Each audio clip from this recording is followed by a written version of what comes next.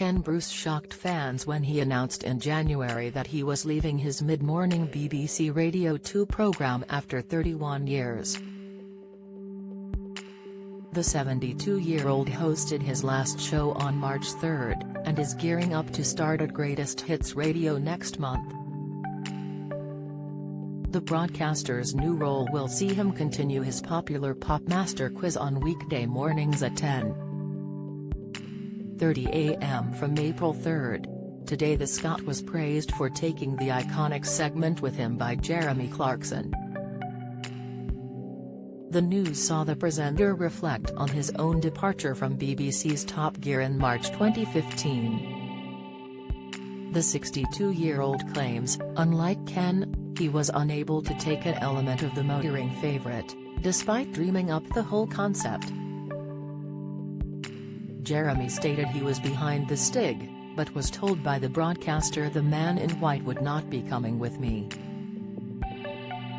He and his co-hosts Richard Hammond and James May, who left with him, started up the Grand Tour with Amazon Prime soon after exiting Top Gear.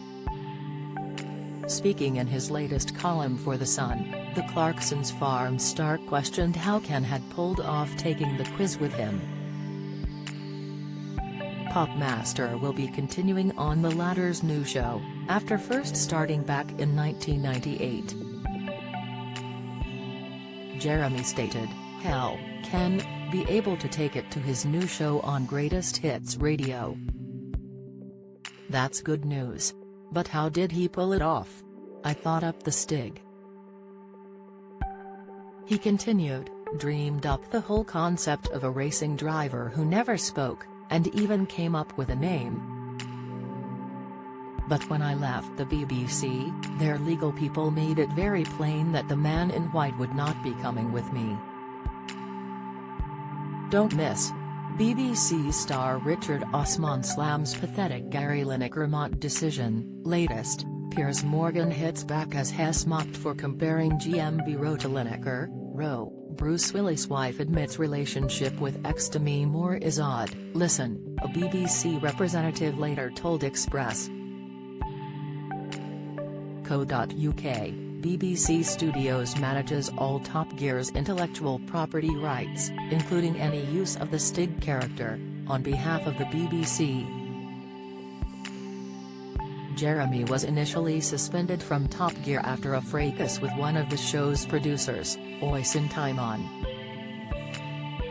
It emerged that the pair had locked horns over catering while filming in Yorkshire. The BBC later released a statement confirming they would not be renewing Jeremy's contract.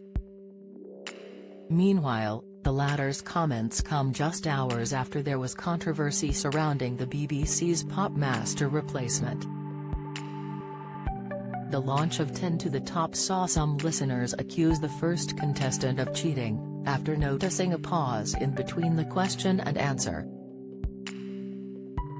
Radio 2 stars Zoe Ball and Richie Anderson were among the first players, which featured similar elements to Pop Master. However, many fans called out the callers' 4-second pause as highly suspicious, claiming they were looking up the answers. Touching on the claims, a spokeswoman told The Sun, prior to going on air, all 10 to the Top contestants are asked to participate alone with no assistance, books or devices. And we're confident that all players just use their music-filled brains.